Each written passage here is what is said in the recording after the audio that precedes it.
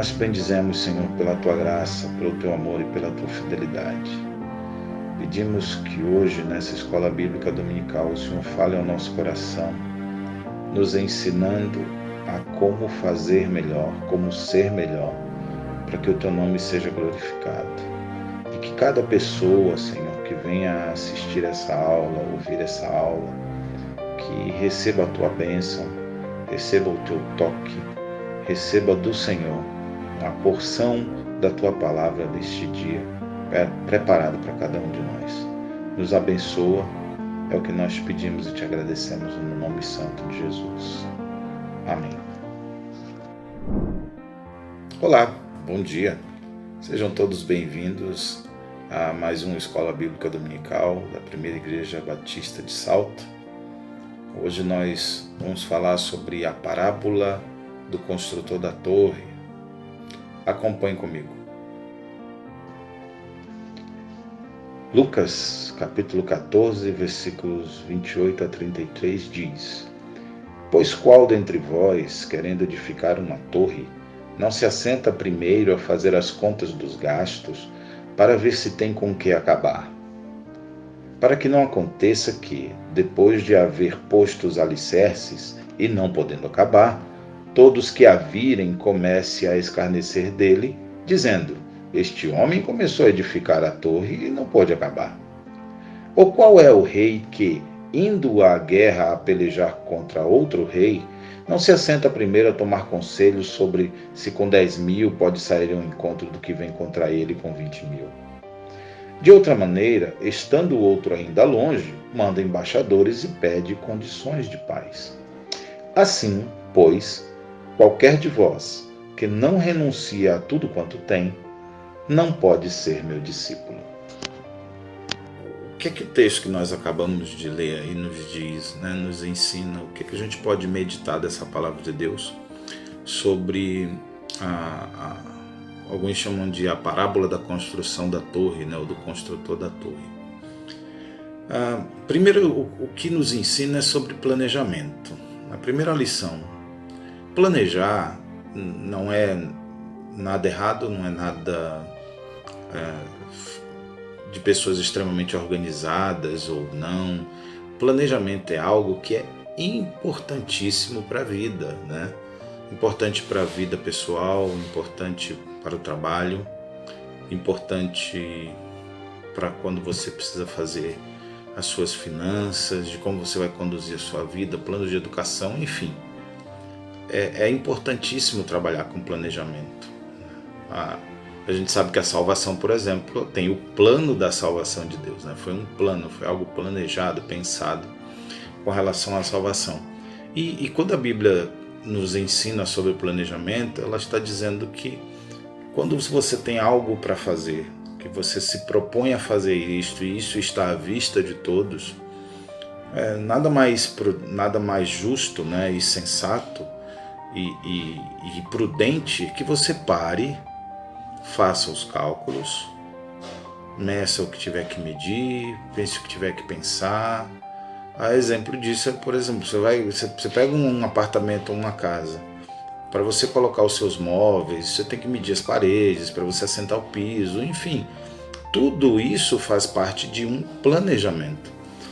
E quando a Bíblia pergunta ou fala, por exemplo, se você vai construir uma torre, você tem que fazer os cálculos para ver se você vai conseguir terminar, para que depois ninguém diga assim: olha, fulano começou ali e não terminou. Os dois pontos principais desse texto com relação a que se assemelha à torre e também à guerra vai dar a ideia de segurança.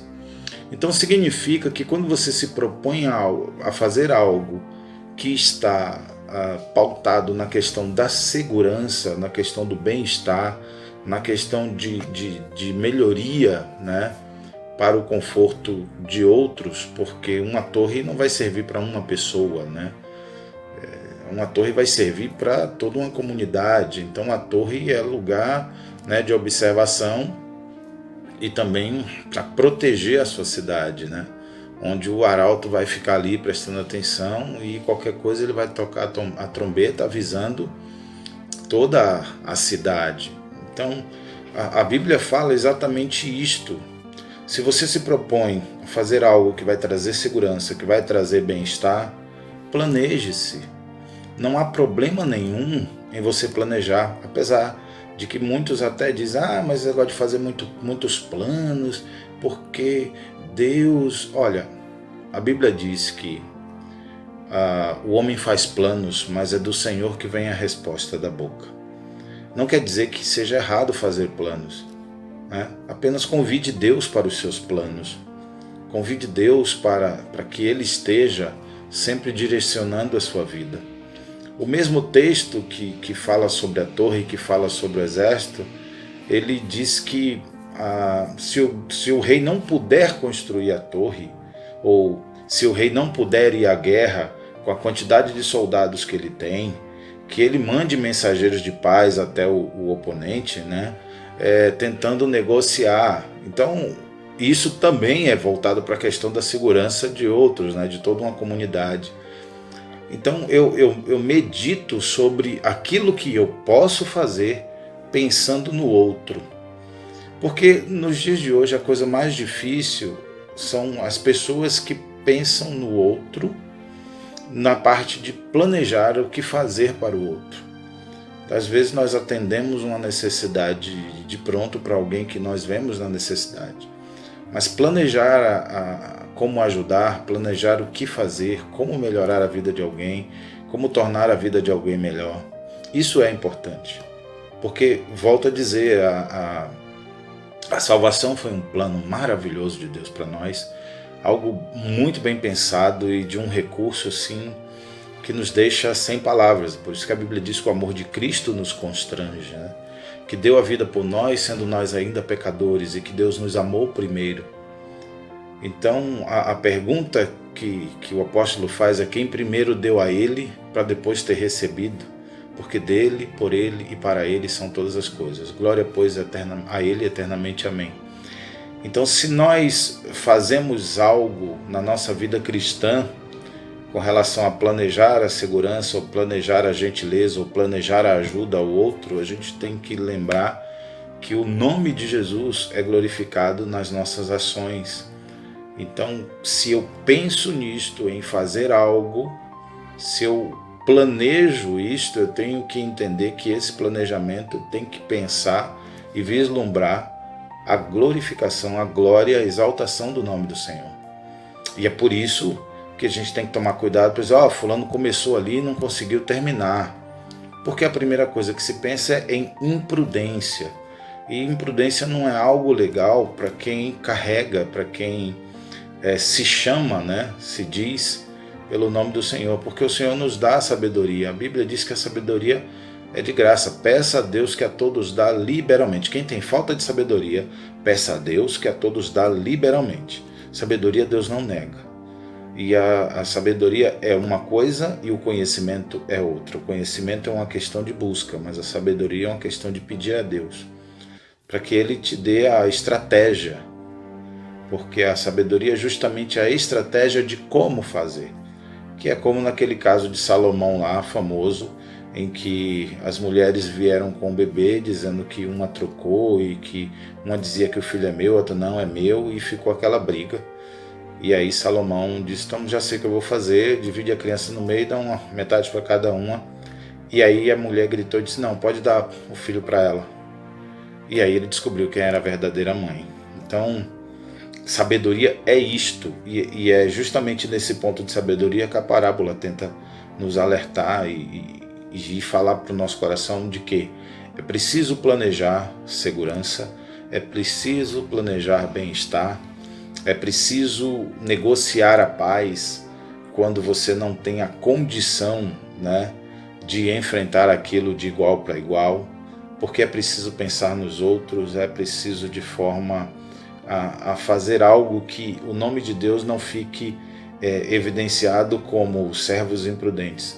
E a gente tem visto muito isso nos dias de hoje, muita gente se chamando por Deus, fazendo absurdos, coisas assim que a gente fica sem palavras, e nós não somos os julgadores dessas pessoas, nós somos apenas aqueles que, de uma certa forma, carregam o estigma porque, seu irmão lá da sua igreja, às vezes a pessoa é de uma denominação completamente diferente, ou tem nada a ver com a gente, mas porque se diz crente.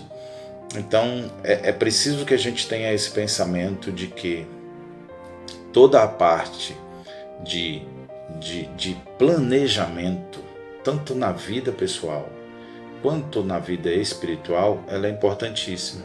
Por isso que planejar o seu dia, planejar o que fazer, planejar um evangelismo, planejar como chegar ao coração de alguém.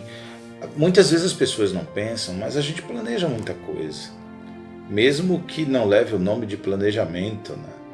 Então eu vou investir em um relacionamento, então eu planejo como agradar aquela pessoa, como chegar a ela, com bilhetinho, flores, tudo. Isso é um planejar. Isso é algo que você se prepara antes, né? Então, se você planeja fazer algo, isso tende a ter um maior sucesso.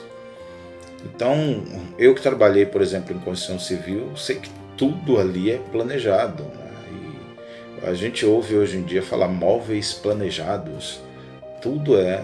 Então você tem lá fogão, você tem que medir o tamanho de colocar lá a geladeira, principalmente apartamentos, né, que os espaços são bem definidos, então você tem que fazer tudo pensando ali, só pode ser aqui, só pode ser ali. Então é importante que se faça isso para que se tenha toda uma ideia de qual o próximo passo. É para isso que serve o planejamento. Qual o próximo passo agora? Não sei. O que a gente vai fazer? Não sei, estou perdido. Não pode ser assim. Então no caminho de Deus a gente não pode dizer, e agora, o que eu vou fazer? Não sei, estou perdido. Não existe estou perdido, porque a nossa vida está sob o controle de Deus, e isso é algo fundamental para entender essa parábola, né, de que Deus está no controle de todas as coisas. Então, quando ele começa o texto dizendo, pois qual de vós, querendo edificar uma torre, não se assenta primeiro a fazer as contas dos gastos, para ver se tem com o que acabar, né? Então, vamos fazer isso? Vamos. Não é vamos fazer isso, vamos.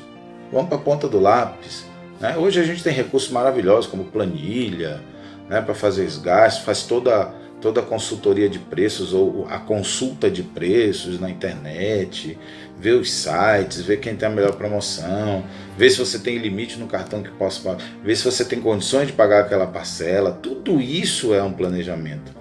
Tudo isso faz parte do processo. E por que ele fala isso? Por que a Bíblia fala isso? Para que não aconteça que depois de você colocar os alicerces dessa torre, né, começou, cavou os buracos ali, fez os tocos e tal, e aí não pode acabar, e aí as pessoas vão dizer, olha, rapaz, não está com nada, fulano começou a fazer um negócio ali, se atrapalhou todo, não deu certo, e consequentemente quando isso acontece, a pessoa está devendo, né, comprou em tal material de construção, não pagou, fez isso, não pagou, enfim, não adianta você planejar mal planejado, né, só para dizer que planejou, e não adianta também você tentar fazer algo bom sem que desse algo bom que você esteja fazendo o nome de Deus não seja glorificado. Sempre o nome de Deus tem que ser exaltado nas nossas atitudes, né, diante de qualquer que seja a bênção, a adversidade, o problema. Depois o texto continua dizendo o qual o rei que indo à guerra planejar, né, contra outro rei, não senta primeiro para tomar conselho, né, com seus conselheiros sobre se ele com 10 mil pode sair ao encontro daquele que vem com 20 mil. Será que eu com os meus 10 mil posso vencer aqueles 20 mil? Então vamos sentar, vamos conversar, vamos... Não, eles não têm nenhuma experiência de guerra nesse ponto, nossos soldados são mais treinados, a gente arma aqui. Então tudo isso faz parte de estratégia, né? E de outra maneira, estando ainda longe, ele manda embaixadores e pede condições de paz. É isso que o texto diz. E o texto finaliza dizendo, pois qualquer de vós que não renuncia a tudo quanto tem não pode ser meu discípulo. Então significa que o planejamento, dentro desse contexto do que a Bíblia nos traz, ele envolve também a questão de renúncia. Porque em muitos momentos que você vai planejar, você pode não estar fazendo o que você gostaria de fazer. Então eu já tive momentos em minha vida que eu estava planejando minha casa ali, o que eu ia colocar, e eu queria colocar uma coisa lá, mas eu não tinha condições de colocar aquilo, então vai um de segunda. Eu não tenho condições de botar o melhor piso, então vai um outro piso. Eu não tenho condições de botar a melhor tinta, mas tenho condições de botar uma tinta de segunda ou terceira linha. Enfim, isso faz parte do planejamento. A mesma coisa, isso envolve renúncia. Não é o que eu gostaria que fosse feito, mas é o que pode ser feito. Então, muitas vezes na nossa vida, no caminho de Deus, a gente vai esbarrar nesse dilema de fazer o que eu não gostaria que fosse feito. Eu queria uma outra coisa. Eu não queria um carro de tal ano, eu queria um carro zero, mas eu não tenho condições de ter ele. Então eu vou fazer o que eu posso fazer, o que dá para ser feito dentro das minhas condições. É encaixar as coisas no seu orçamento. Então isso significa que é planejar com sabedoria, para que depois ninguém possa dizer: olha, Deus não me ajudou, você não fez conta, você que saiu comprando indiscriminadamente, se apertou com dívidas, com coisas que você podia esperar, ou podia ser uma outra coisa, e agora você quer reclamar da vida, quer reclamar de Deus, porque não está dando conta de pagar alguns compromissos que você mesmo fez de uma forma mal planejada. Então, pense em 3 pontos específicos com relação a esta lição de hoje. O planejamento é importante. 2, além de ser importante, ele é pensado para o outro, não é pensado exclusivamente e especificamente para você. E o terceiro ponto é que o planejamento ele envolve renúncia. Então, eu quero renunciar, muitas vezes eu não quero, mas eu preciso renunciar. Isso envolve todo um trabalhar em si mesmo para aceitar situações. E eu preciso aceitar isso. Então a renúncia não envolve assim, renunciei e pronto. Porque tem pessoas que renunciam, mas ficam o tempo todo remoendo, falando. E, poxa, mas eu gostaria que tivesse sido assim. Ah, mas eu queria que fosse assim. Ah, mas eu queria... Isso não é renúncia. Isso é simplesmente... Eu não sei nem dar um nome específico para isso. Porque a renúncia envolve a aceitação. É você renunciar e aceitar e entender que aquilo não pode ser feito naquele momento como você gostaria que fosse feito. Será feito. Então eu queria, por exemplo, uma lavadora de roupa de 12 quilos, vou comprar um tanquinho lá, é o que eu posso pagar, para não ficar sem nada. Então é importante se pensar nisso. Então todo esse contexto aqui, trabalhado hoje, que a gente está meditando, ele vai nos chamar a atenção para essas questões. A questão de como é importante planejar, de como é importante pensar no outro, enxergar o outro, a necessidade do outro, a dor do outro e planejar isso também, de forma de que o outro esteja nesse nosso planejamento, e de que é importante a renúncia. E a renúncia sem murmuração, a renúncia sem viver reclamando, sem viver dizendo que eu gostaria que fosse isso, mas agradeça a Deus tudo que você tem, agradeça a Deus porque muitas pessoas gostariam de ter o que você tem, muitas pessoas gostariam de viver o que você vive, e a gente não mede quem está pior na história, não, mas fulano está pior do que eu. Então eu sempre digo que aquilo que eu tenho hoje, eu me contento com o que eu tenho, mas eu busco sempre mais. Mas eu sou grato a Deus pelo que eu tenho. E a gente costuma dizer que saúde é o mais importante. Há pessoas assim, repletas de saúde, mas cheias de lamentação, cheias de murmuração, e que não conseguem renunciar nada porque não conseguem entender e aceitar isto. Então não importa qual seja a tua condição hoje, qual seja a sua dificuldade, em algum momento você precisaremos abrir mão de algo que não será feito como nós gostaríamos que fosse feito, mas será feito dentro da nossa condição e pensando no outro.